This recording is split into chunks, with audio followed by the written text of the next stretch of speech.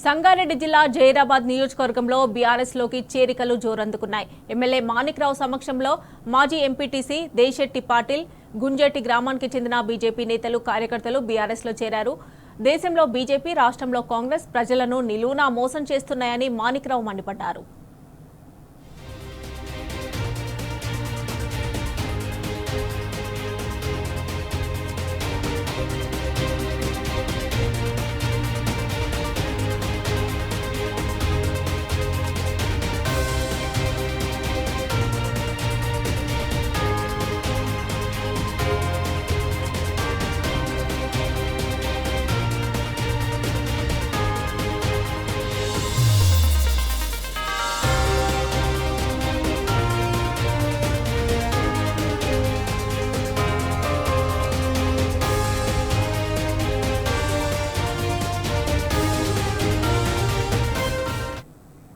ఇదే అంశానికి సంబంధించి మరిన్ని డీటెయిల్స్ మా ప్రతినిధి రంగాచారి అందిస్తారు. రంగాచారి, చెప్పండి, సంగారెడ్డి జిల్లా జైరాబాద్ నియోజకవర్గంలో బీఆర్ఎస్ లోకి చేరికలు అయితే జరుగుతున్నాయి. దీనికి సంబంధించిన డీటెయిల్స్ ఏంటి?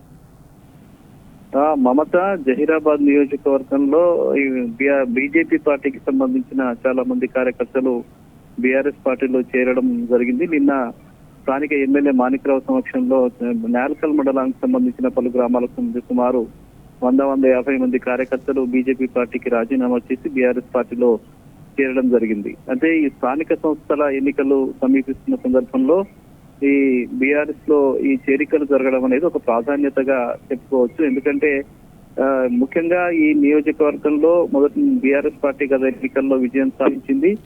అయితే ఇక్కడ మళ్ళీ స్థానిక సంస్థల ఎలక్షన్స్ నేపథ్యంలో ఇటు బీజేపీ కానీ కాంగ్రెస్ కానీ బలహీనపడుతున్న సంకేతాలు కనిపిస్తున్న నేపథ్యంలో బీఆర్ఎస్ వైపు మళ్ళీ కార్యకర్తలు, వివిధ పార్టీలకు సంబంధించిన నాయకులు, కార్యకర్తలు మొగ్గు చూపేటువంటి పరిస్థితి కనిపిస్తుంది. ముఖ్యంగా జహీరాబాద్ నియోజకవర్గంలో బీజేపీకి రోజు రోజుకు బలహీనపడుతున్న నేపథ్యంలో ఇక వాళ్లకు అటు కాంగ్రెస్ పార్టీలో తీవ్రమైనటువంటి వ్యతిరేకత ప్రజల్లో కనిపిస్తూ ఉన్నది. మరోవైపు బీజేపీ బలహీనపడుతున్నటువంటి సందర్భం. ఇవి రెండు నేపథ్యంలో అటు మిగతా పార్టీలకు సంబంధించిన కార్యకర్తలు, నాయకులు ఒక సంకోచంలో పడిపోయారు.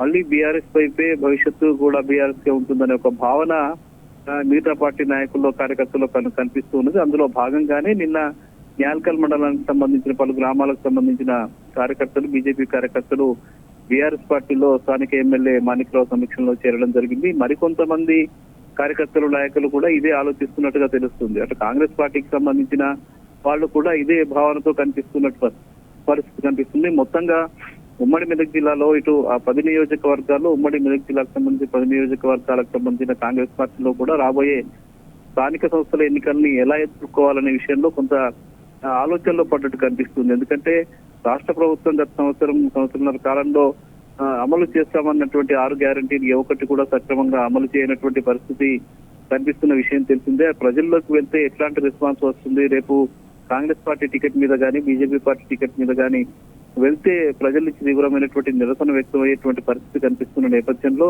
ఇక మళ్ళీ బీఆర్ఎస్ వైపు వెళ్ళాలి, బీఆర్ఎస్ కే భవిష్యత్తు ఉంటుంది అనే ఒక భావన అయితే కార్యకర్తలు కనిపిస్తూ ఉన్నది మమత. అందులో భాగంగానే ఈ చేరికలు జరుగుతున్నాయని చెప్పవచ్చు. భవిష్యత్తులో మరిన్ని చేరికలు కూడా జరిగేటువంటి పరిస్థితి కనిపిస్తున్నది Mamata. Right Rangachari, thanks for updates.